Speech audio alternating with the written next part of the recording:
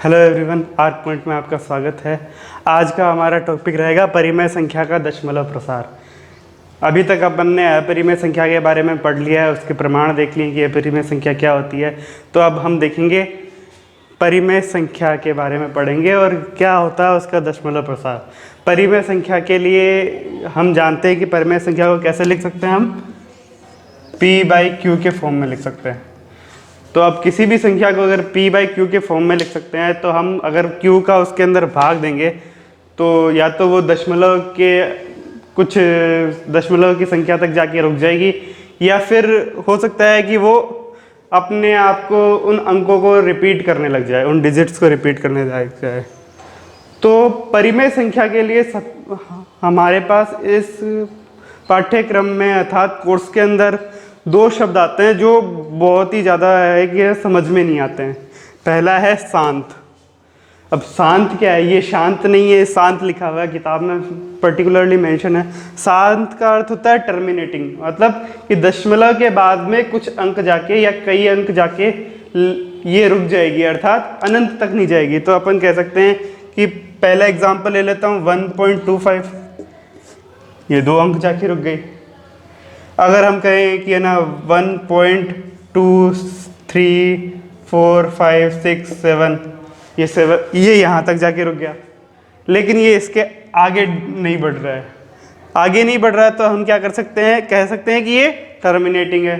तो टर्मिनेटिंग है मतलब शांत है। तो ये होता है एक परिमेय संख्या। तो अब इसको परिमेय संख्या में कैसे यहाँ से पॉइंट हटाएंगे तो कितनी बार आ जाएगा, 2 3 4 5 6, तो 10 की घात 6। अगर इसको ऐसे लिख देंगे तो ये परिमेय संख्या मतलब p/q के फॉर्म में आ गया। अब आवर्ती फलन की क्या मतलब है कि है ना, ये शांत नहीं होते, लेकिन दशमलव की कहीं जाके रुकते नहीं है, अनंत तक जाते हैं, लेकिन इनमें अंक है वो अपने आप को रिपीट करते हैं। जैसे कि आप फेमस है 1.333, मतलब ये किसका है, यह है 4/3 का दशमलव प्रसार है। और अगर नेक्स्ट उदाहरण ले तो 2.67 लिख दिया, लेकिन हमें पता है कि ये कैसे होता है, 6 आगे एंड तक 6 ही चलता रहेगा, दशमलव के अनंत तक 6 चलेगा, लेकिन ये कहीं ख़त्म नहीं होगा। तो हम इसको भी आगे प्रसारित कर सकते हैं। और भी कई एग्जाम्पल है। तो लेकिन हम देखते हैं कि इसके लिए प्रमेय कौन सी है कि वह शांत। अब हमें पता चल गया है कि p/q या तो शांत होगा या आवर्ती होगा। तो अब हम देखते हैं कि प्रमेय क्या है कि उसके हिसाब से हम इसको शांत कह सकते हैं या फिर आवर्ती कह सकते हैं। तो अब हम देखेंगे कि प्रमेय एक क्या कहती है कि माना x एक ऐसी परिमेय संख्या है, तो x को हम परिमेय संख्या मान रहे हैं। तो क्या कहा है, जिसका दशमलव प्रसार शांत है। तो शांत पहले से कहा हुआ तो मतलब टर्मिनेटिंग है, तो ये दशमलव के कुछ अंक जाके रुक जाता है, ये हमें कहा हुआ है। तो हम क्या कर सकते हैं कि x को क्या लिख सकते हैं, p/q के फॉर्म में लिख सकते हैं। p/q के फॉर्म में लिख सकते हैं, लेकिन हमें ये देखना होगा कि q 0 के बराबर नहीं होएगा। q 0 के बराबर नहीं होएगा तभी ये एक डिफाइंड फॉर्म होएगा। तो इसके अंदर एक और कंडीशन डाल दी है कि p और q सह अभाज्य है। मैंने आपसे पहले भी कहा था कि ये टर्म एक इम्पोर्टेंट टर्म है, ये पहले वाले वीडियो में भी बता चुका हूँ मैं, और इसके बारे में बता भी चुका हूँ, पढ़ा भी चुका हूँ। आपको लिंक डिस्क्रिप्शन में मिल जाएगा या प्लेलिस्ट में जाके आप देख सकते हैं कि मैंने क्या बताया था। और तो सह अभाज्य है, मतलब p और q में कोई उभयनिष्ठ गुणनखंड नहीं है। अगर एग्जाम्पल में कहीं पे भी अगर ऐसी फॉर्म आती है तो सबसे पहले हमें देखना होगा कि हमें उसको सह अभाज्य बनाना पड़ेगा, उसके बाद ही हम आगे के रूल लगाएंगे। तो अब हमें पता है कि ये सह अभाज्य है, तो आगे क्या कर रहा है, तब q का अभाज्य गुणनखंड। अब हम क्या करेंगे, q के अभाज्य गुणनखंड करेंगे। q के अभाज्य गुणनखंड किस फॉर्म में होना चाहिए, 2 की पावर m और 5 की पावर n के रूप में होंगे, जहां पे m और n ऋणोत्तर पूर्णांक है। ऋणोत्तर पूर्णांक मतलब जो मतलब कि यहाँ 0 है ये रियल नंबर लाइन है, तो इस तरफ पॉजिटिव होता है और इस तरफ नेगेटिव है। ऋणोत्तर मतलब नेगेटिव को हटा दो और सारे के सारे पॉजिटिव को ले लो, तो मतलब जीरो इंक्लूडेड रहेगा ऋणोत्तर के अंदर। तो हम कह सकते हैं कि 2 की पावर m और n जीरो भी हो सकता है, लेकिन नेगेटिव नहीं होगा, पॉजिटिव ही रहेगा। तो इसमें क्या कह रहा है, अब हम इसको एग्जाम्पल से समझ लेते हैं, क्योंकि आपको मेरे को पता चल रहा है कि हाँ इसमें आपको समझ में नहीं आया होगा। तो अब एग्जाम्पल ले लेते हैं। एग्जाम्पल क्या लेता हूँ मैं, सबसे पहले एग्जाम्पल ले लेता हूँ 0.375। हाँ एकदम छोटा सा एग्जाम्पल ले लेते हैं, क्योंकि हमें समझना है कि इसके अंदर क्या कर सकते हैं। तो अब हम क्या करेंगे, इसको हम, क्योंकि ये शांत है तो पहली लाइन पहले स्टेटमेंट में ये फिट बैठ रहा है, तो क्या होगा, ये शांत है तो हम क्या करेंगे, हमें P बाई क्यू के फॉर्म में लाना है।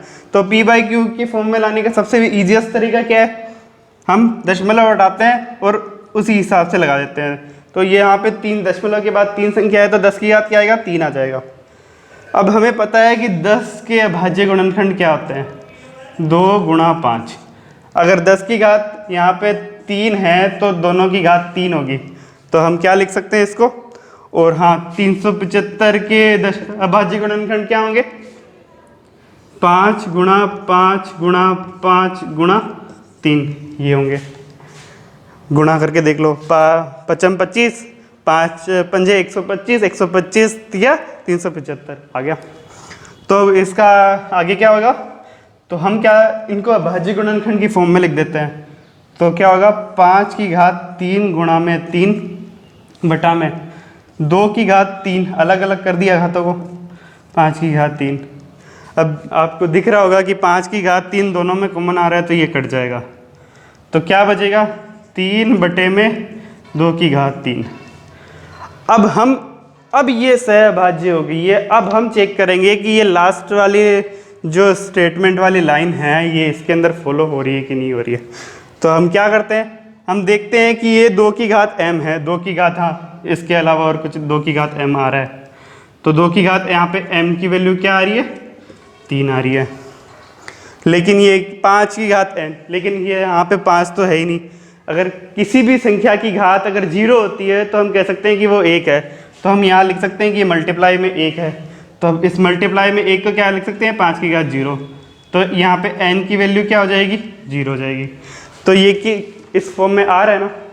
तो आप देख सकते हैं कि अगर कोई भी दशमलव प्रसार अगर शांत होए तो वो इस फॉर्म में आ जाता है। मतलब कि हम उसके हर को, मतलब कि उसके ना डिनोमिनेटर को हम क्या लिख सकते हैं, 2 की घात m और 5 की घात n के फॉर्म में लिख सकते हैं। तो पहली प्रमेय में अपन ने देख लिया था कि है ना, कि अगर x एक शांत परिमेय संख्या है तो उसके जो q है, मतलब कि डिनोमिनेटर है, उसका गुणनखंड 2 की घात m और 5 की घात n होगा। लेकिन अब हम देखते हैं उसका उल्टा, कि अगर हमें कोई परिमेय संख्या p बाई क्यू के फॉर्म में दे रखी है तो क्या लिखा हुआ है कि माना x p बाई क्यू के फॉर्म में है, जहाँ पे q 0 है। ये तो हमें पता ही होना चाहिए कि q 0 रहेगा। तो यह एक ऐसी परिमेय संख्या है कि q मतलब डिनोमिनेटर का अभाज्य गुणनखंड 2 की घात m और 5 की घात n के रूप में है। मतलब कि हम अगर किसी क्वेश्चन को सॉल्व करते हुए देखते हैं कि उसका q के अगर अपन अभाज्य गुणनखंड करें तो वो क्या आता है, 2 की घात m और 5 की घात n के रूप में आ जाता है। तो क्या होगा, जहाँ पे क्या लिखा हुआ है कि m और n ऋणोत्तर पूर्णांक है। अभी थोड़ी देर पहले मैंने बताया था कि ऋणोत्तर पूर्णांक 0 से लेके पॉजिटिव इन्फिनिटी तक कोई भी संख्या हो सकती है। तो क्या होगा, तब क्या कहते हैं कि x का दशमलव प्रसार शांत होगा। मतलब कि उल्टा, कि अब हमें दशमलव प्रसार शांत बताना है, तब हम क्या करेंगे, हम देखेंगे कि q के अभाज्य गुणनखंड ये स्पेसिफिकली ये ही होने चाहिए। अगर नहीं होंगे तो अलग बात होगी, अगर ये हो जाएंगे तो क्या होंगे, दशमलव प्रसार शांत होगा, अर्थात टर्मिनेटिंग होगा, क्योंकि पॉइंट के बाद में कुछ डिजिट्स में रुक जाएगा। तो एग्जाम्पल उठा लेते हैं, छोटा सा एग्जाम्पल ही ले लेते हैं। क्या ले लेते हैं, क्वेश्चन एक ही ले लेता हूँ। क्या है, 3/8 नॉर्मल एग्जाम्पल ले लेते हैं ताकि हमें सॉल्व करने में प्रॉब्लम ना आए। तो 3/8 है। तब सबसे पहले हम क्या देखते हैं कि ये दोनों सह अभाज्य होने चाहिए, इनके अंदर कोई उभयनिष्ठ गुणनखंड नहीं होने चाहिए। तो इनके अंदर दिख रहा है कि उभयनिष्ठ गुणनखंड नहीं है। हम इसको और किस फॉर्म में लिख सकते हैं, 3/2 एक और फॉर्म में लिख सकते हैं। तब अब हम देखेंगे कि इसके अंदर क्या है कि ये इस फॉर्म में आ रहा है कि नहीं आ रहा है। तो क्या ये आ रहा है, क्या हम लिख सकते हैं कि 5�0। मैं अलग पेन से लिख देता हूँ इसको ताकि हाईलाइटेड रहे, 5�0। ये हमें दिख रहा है, क्यों? क्योंकि किसी भी संख्या को हम 1 से गुणा कर सकते हैं और किसी भी संख्या की घात अगर 0 हो तो वो 1 के बराबर होती है। तो हम इसको ऐसे लिख सकते हैं। तो ये किस फॉर्म में बन रहा है, 3/2m और 5n, जहाँ पे m बराबर क्या है, m बराबर 3 है, n बराबर 0 है। तब हम क्या लिख सकते हैं, हम कह सकते हैं कि 3/8 का दशमलव प्रसार शांत होगा। अब ये तो कह दिया हमने, क्योंकि हमने बिना भाग दिए हुए पता लगा सकते हैं कि दशमलव प्रसार शांत होगा नहीं होगा। अब इसको वेरिफिकेशन भी कर लेते हैं। वेरिफिकेशन के लिए क्या है कि अपन 3 के अंदर 8 का भाग देंगे तो कितनी बार जाएगा, ये 3 के अंदर 8 का भाग कॉमन तरीके से देख लेते हैं। 3 के अंदर 8 का भाग ऐसे ही देख लेते हैं, क्योंकि 8 3 से बड़ा है तो दशमलव लगेगा, तो यहाँ 0 आ जाएगा। तो इसके अंदर भाग कितनी बार जाएगा, 3 बार, 24। यहाँ पे बच गए 6, हम वापस से 0 उतार लेते हैं। 8 6 48, 8 7 56, यहाँ पे 7 आ गया, कितने आ गए, बचे 4 और ये 5, 40 और ये 40, तो ये आ गया 0.375। ये क्या आ गया, 0.375। ये तो पहले वाला एग्जाम्पल है, हाँ वही एग्जाम्पल है, हम उसको इस फॉर्म में भी लिख सकते हैं। तो आंसर यही रहेगा। अब तक हमने देख लिया है कि परिमेय संख्या के शांत स्वभाव क्या होता है, अर्थात उसका नेचर अगर शांत हो, मतलब टर्मिनेटिंग हो, तो हम परिमेय संख्या को किस प्रकार से देख सकते हैं कि मतलब दोनों का हमने विपरीत, मतलब कि कॉन्ट्राडिक्टिंग फॉर्म भी देख ली थी। अब हम देखते हैं कि अगर वह अशांत और आवर्ती होए तो अगर संख्या दशमलव प्रसार अशांत व आवर्ती होगा तो हम क्या कर सकते हैं, हम उसको कैसे रिप्रेजेंट कर सकते हैं। तो उसके लिए हमने तीसरी प्रमेय देखते हैं। तो हम सबसे पहले देखेंगे कि हम क्या करते हैं कि माना x p/q के फॉर्म में है, मतलब परिमेय संख्या है जहाँ पे q 0 के बराबर नहीं होगा। तो क्या परिमेय संख्या है जिसके अंदर q के, मतलब कि उसके डिनोमिनेटर के अभाज्य गुणनखंड 2m और 5n के रूप में नहीं है। अर्थात ये हो सकते हैं, लेकिन इनके अलावा भी कोई और अभाज्य गुणनखंड उसका, जैसे 3 7 और 9 और भी अभाज्य गुणनखंड उसके अंदर है, अभाज्य गुणनखंड के अंदर। तो जहाँ पे m और n ऋणोत्तर है, तो आपको पता ही है कि उसके अंदर क्या होगा।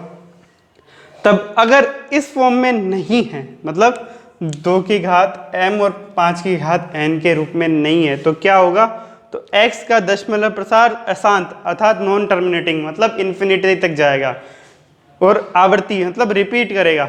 जैसे पहले मैंने बताया था कि 10/3 है, तो वो रिपीट करते करते क्या आता है, 3.33333 आगे तक जाता रहता है, उसको हम रिपीटिंग कह सकते हैं।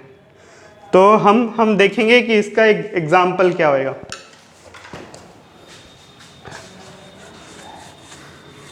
एग्जाम्पल में 10/3 से अलग ही ले लेता हूं ताकि आपको थोड़ा सा समझ में आ जाएंगे। तो एग्जाम्पल क्या लेते हैं, एग्जाम्पल लेता हूं मैं 77/210। अब हम सबसे पहले अपन ने क्या सीखा था कि ये दोनों आपस के अंदर क्या होने चाहिए, सह अभाज्य।